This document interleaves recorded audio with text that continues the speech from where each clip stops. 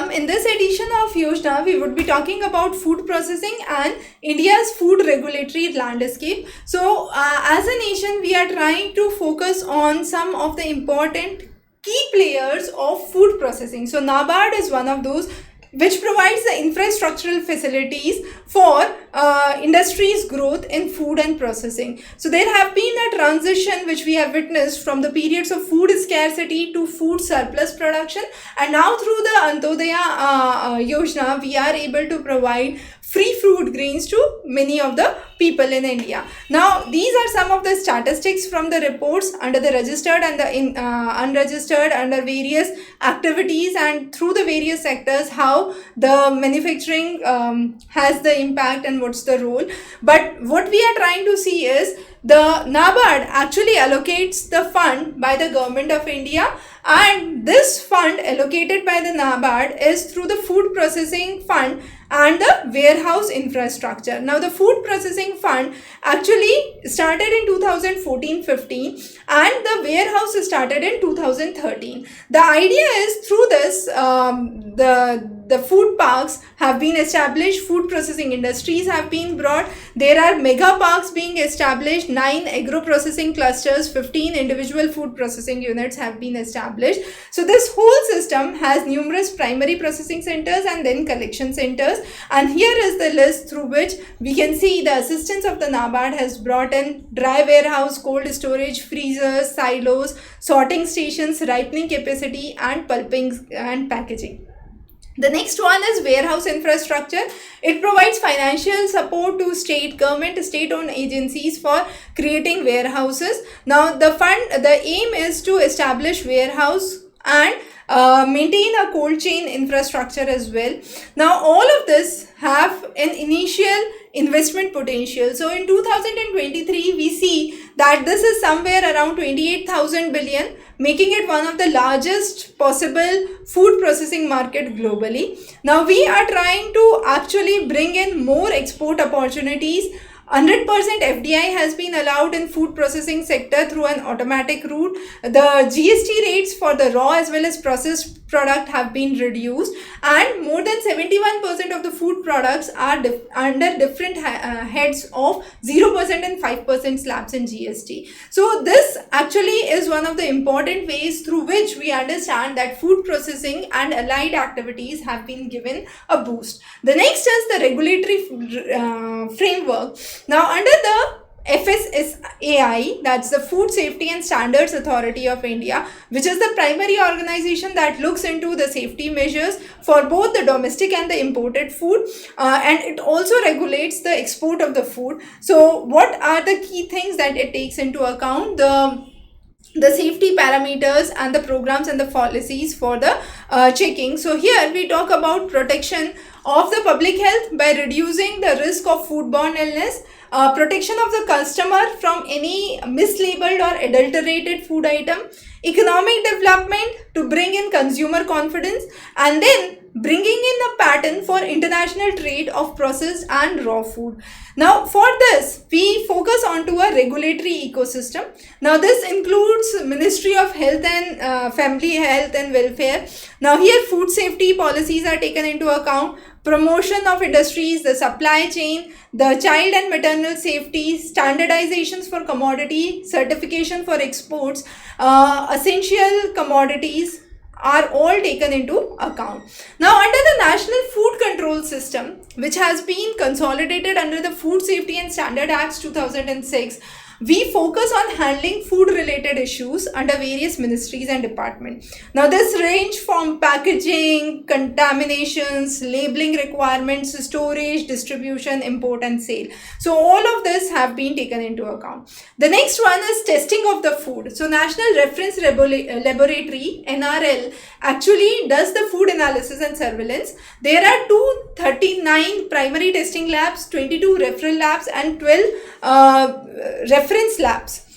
There are also food safety on wheels. Now these are the units that go from one place to another and periodically monitor.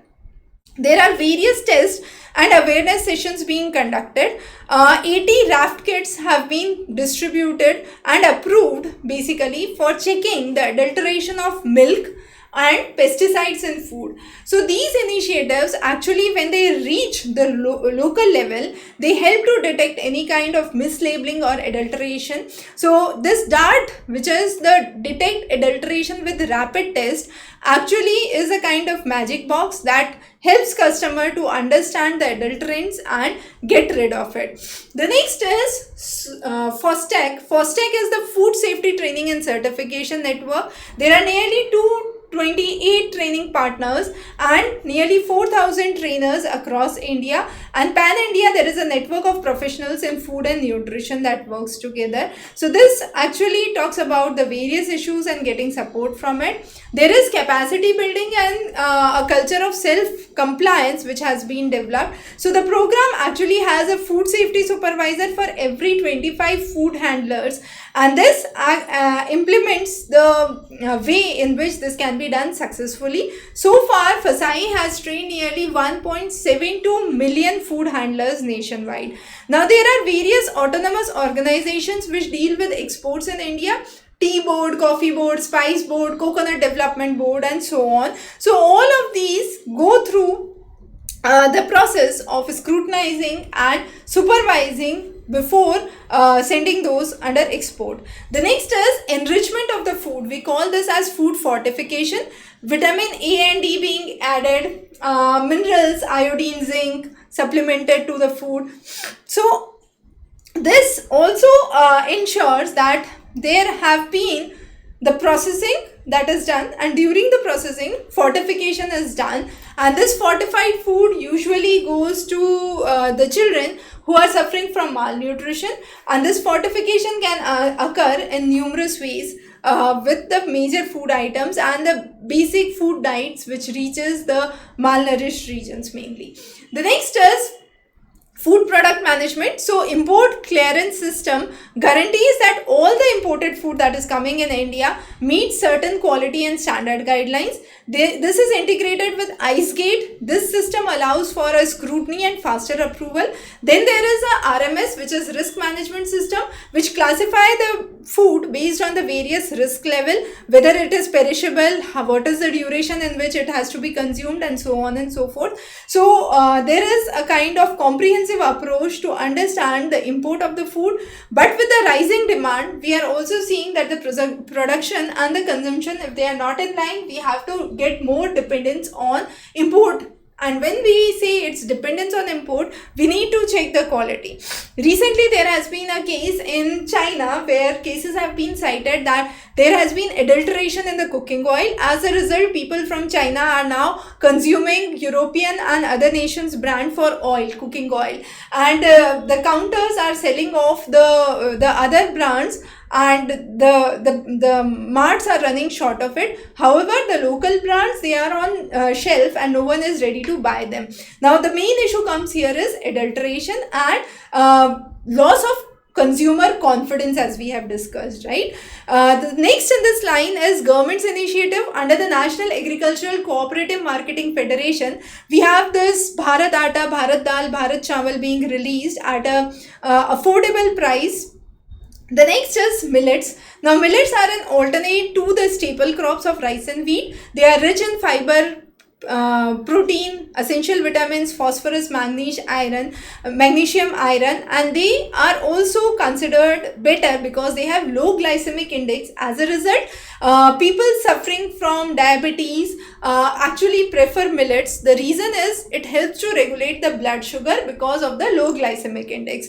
Now, therefore, also, certain millets, people who are suffering with celiac diseases or have gluten sensitivity actually prefer gluten-free diet. So, these millets are good for digestion, good for respiratory disorders, heart diseases, and are a versatile healthy option, we can say. So during the last few years, we have seen there have been excessive campaigns to promote millets as a staple dietary food in India. Sri Anna at Delhi Art in New Delhi, Millets Experience Center has been established. Then there have been various millet-based startups which have been working. Promotion of millet products have been brought through NAFED. Millet vending machines have been established in the regions of Delhi NCR.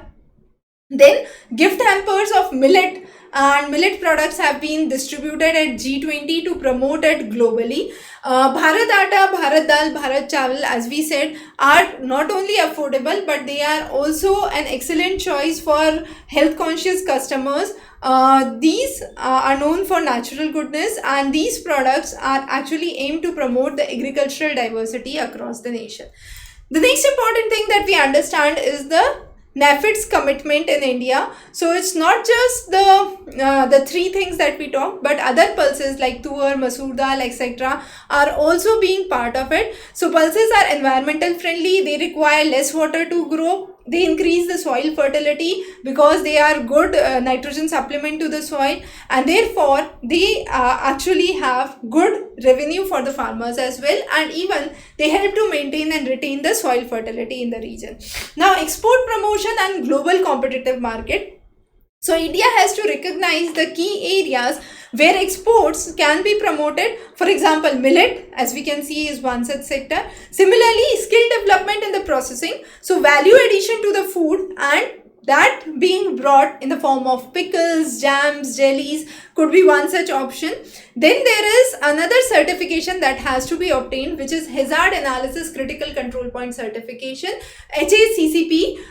There are various professional courses which have been introduced with food technology and food engineering. Logistics is another important thing that has been targeted for startups specifically. Targeted strategies have been adopted. Now these involve converting raw materials, using labor machinery, focusing on the measures, for example, the SPS, which is sanitary and phytosanitary measures. Now here, standards are being used across internationally, where regulations are being brought for ensuring safety quality for the food and the standards for the food.